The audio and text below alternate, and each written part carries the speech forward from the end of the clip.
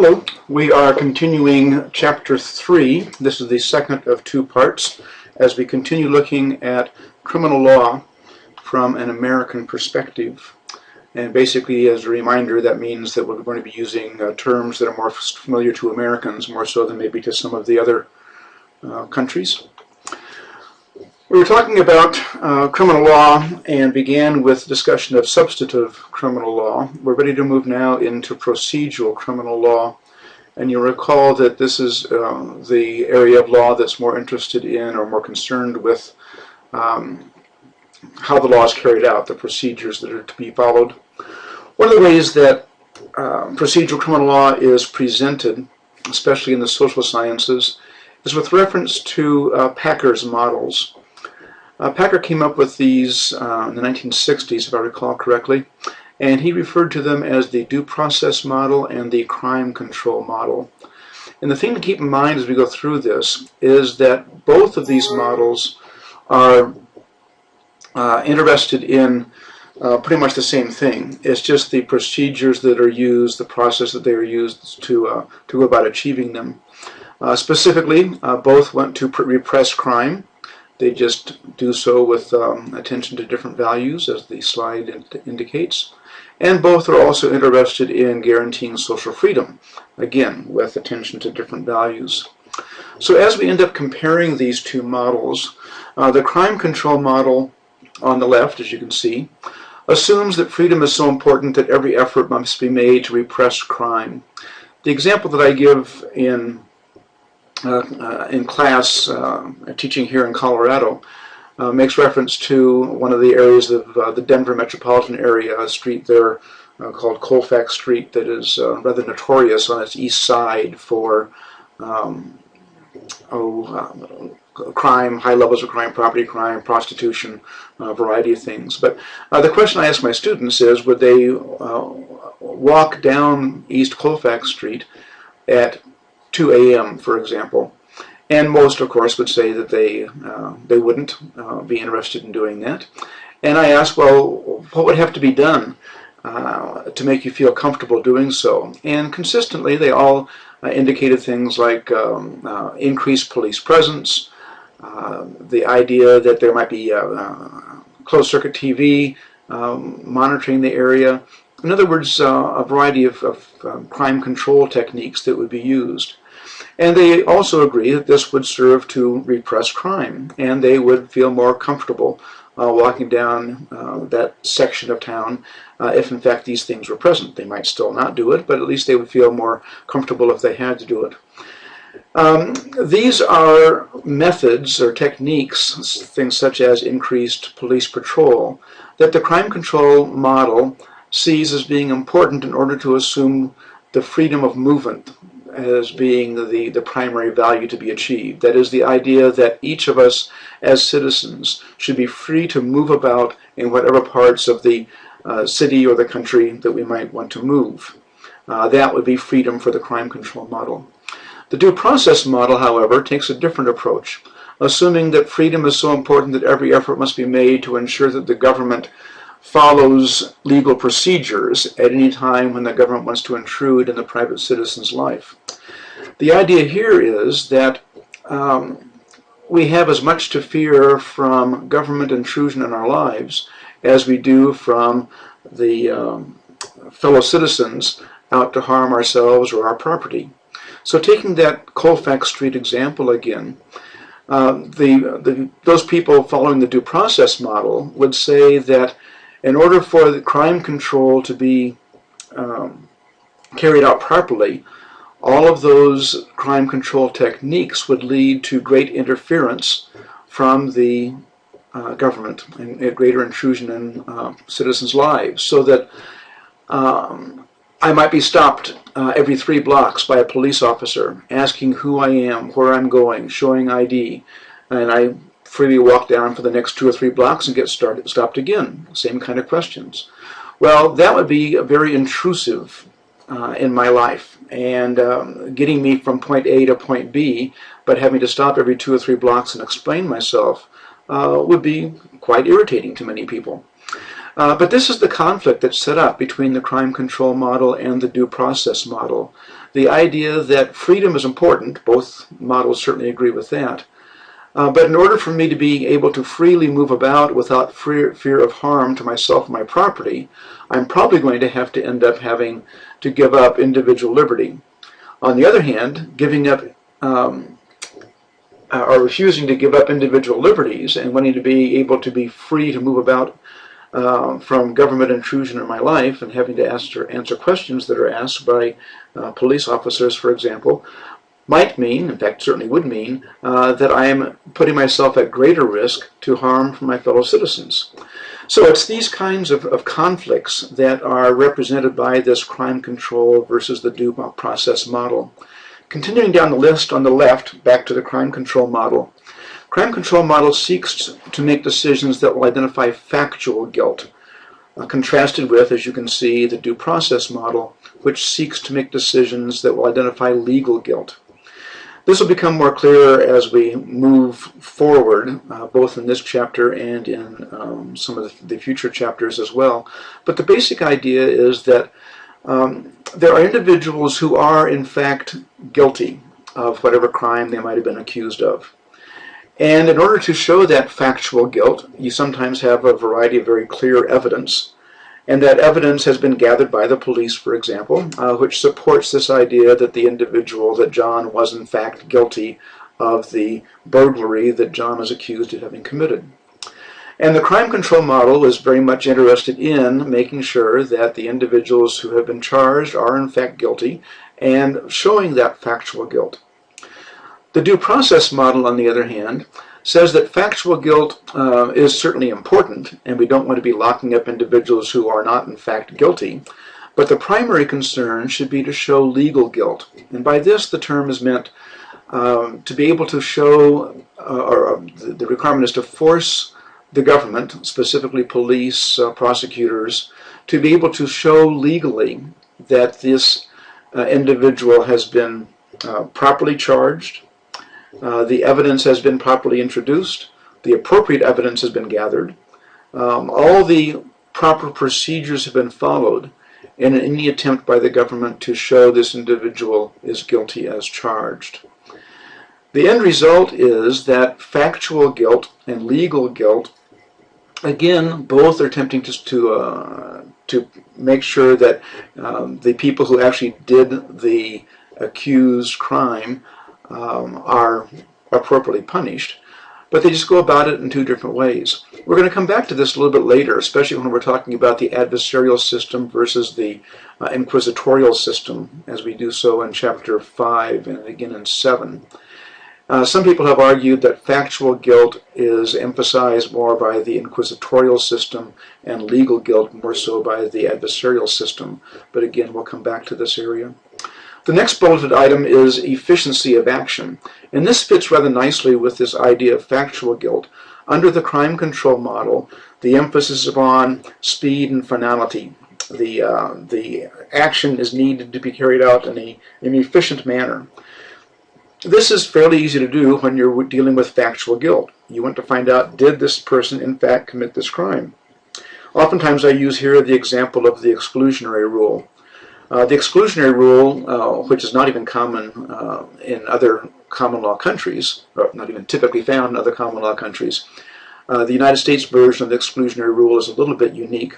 For those of you that might not be from the United States or be familiar with the concept, the exclusionary rule basically means, for our purposes, present time anyway, that the court will exclude from introduction into the courtroom any evidence that was gathered inappropriately by the police officer. Well, in some legal systems, the judge might ask, is this the suspected murder weapon? A knife is found or a gun. And the prosecutor or the defense attorney might agree that, yes, this is the believed murder weapon or assault weapon. But in the common legal tradition, or in those systems using exclusionary rule, the defense might ask for the evidence to be excluded from trial because the evidence was gathered by the police inappropriately. Well, under the crime control model, that kind of request would just seem very, very out of place and very strange. the idea that you would exclude from evidence something that would help you determine whether in fact this person is guilty just makes no sense to many jurisdictions. On the other hand, under the due process model, which emphasizes the legitimacy of action, the idea that you would introduce or allow to be introduced into evidence something that was gathered inappropriately by the police is not at all fair and appropriate as far as the accused is concerned. And the justice process should be set up in such a way that the accused is not subject to this kind of misbehavior on the part of the government, police agents and prosecutors. So again, we have two different views of how the justice system is best organized and how the players carry out their roles. Under the crime control model, efficiency of action, speed, finality, factual guilt becomes very, very important, and things move along rather quickly. Under the due process model, things get kind of drug out, long-lasting, because you have to prove at each step that the behavior has been followed according to the rules of procedure and that everything's been done legitimately.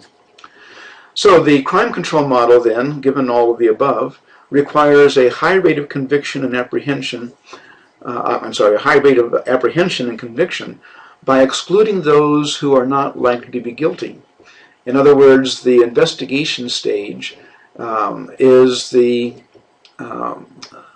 sieve through which you will try to pick out only those individuals who are very likely to have been guilty of the crime that they're accused of. And you will remove from the system, rather early on, those individuals who are not likely to be guilty. Under the due process model, you can't do that, removing too many people too early, because the legitimacy of action requires that at each stage things will be looked at very, very closely. Things slow down using this kind of a process. The adversarial fact-finding process is one that, again, when we're talking about its contrast with the inquisitorial system, requires that at the trial stage, much of the determination of whether the person is guilty or not guilty is carried out. Under the inquisitorial system, again, as we'll see a little bit later, we find more of the early exclusion of those not likely to be guilty. That is, the individuals have been subjected to a variety of what due process model would say are interferences with their civil liberties, but the payoff, if you can call it that, would be early exclusion from the process. Well, these are the two models. They are intriguing ways, I think, to look at the justice system. And again, as I mentioned, we'll have occasion to come back to them as we look more closely at things like the inquisitorial model or the inquisitorial system and the adversarial system. But this gives you an introduction to them and shows you at least one of the ways that procedural criminal law can be looked at and analyzed. As you can see, the emphasis here is upon balancing things, balancing liberty and safety. This is something that one of your discussion boards may be looking at, depending upon how we are setting things up in the discussion boards.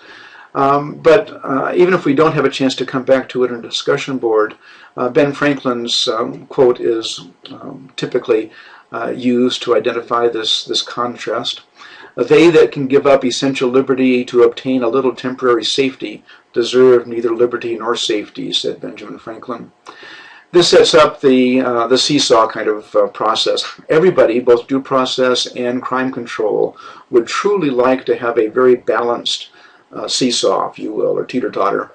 But it's very, very difficult to do that. In all likelihood, either due process model or crime control model is going to take priority.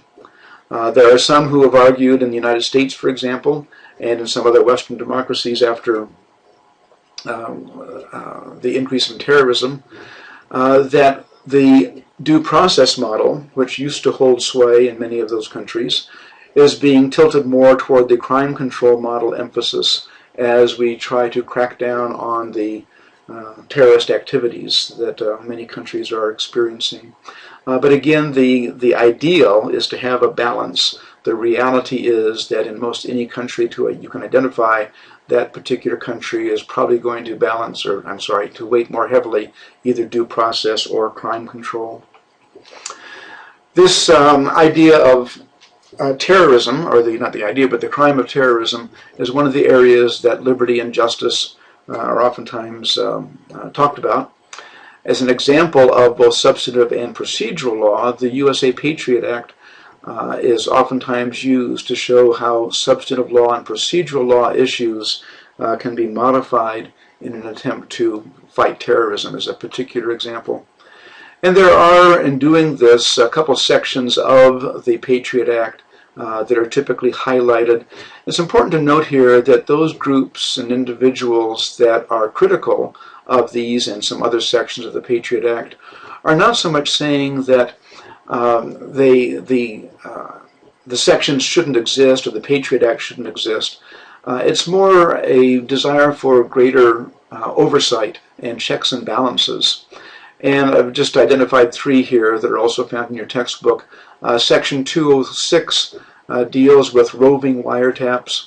And this particular one, the idea is that you would be able to get a wiretap approved for a person more so than a phone. So instead of saying, requesting from the judge, I want to tap phone number 970-555-5555, you say instead, I want to tap the correspondence and the communications of this particular person and be able to tap whether that person's on a cell phone, a landline, presumably even using internet cafe, those kinds of things. Well, these roving wiretaps are things that have been used even prior to 9/11 and activities and other acts of terrorism. But the difference is that the court oftentimes had more oversight or control over when the roving wiretaps were used. And that's the concern that some critics have today, that the Patriot Act and substantive law and procedural law have been modified, moving us more toward the crime control model at the expense of civil liberties and due process. Section 215 authorizes the obtaining of individual transactions. Anybody who, recipients of the 215 orders, under the reauthorization of this section can receive legal advice. In the past, or the first versions of the Patriot Act, that was not true. Presumably these Section 215s are only issued in national security cases and not in just your regular run-of-the-mill domestic kind of crimes. And again, the concern is not so much we shouldn't have this authority, the police shouldn't have this authority. The concern is more the oversight of the authority.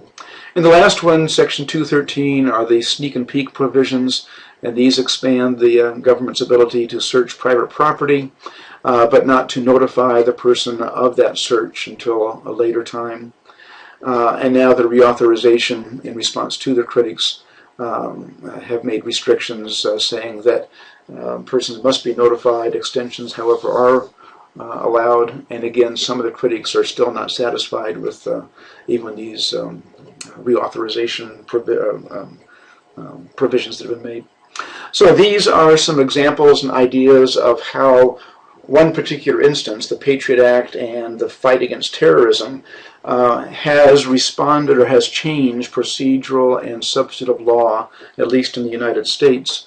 And your textbook ends with the question of whether America's reaction to terrorism has been all that different, and the answer is probably not. The text points out near the end of the chapter, pages 72 to 75, that America's response to terrorism, specifically referring to substantive and procedural law changes, seems rather consistent with the response of other democracies. Surveillance and prosecution powers have been extended in many countries, especially in Western Europe.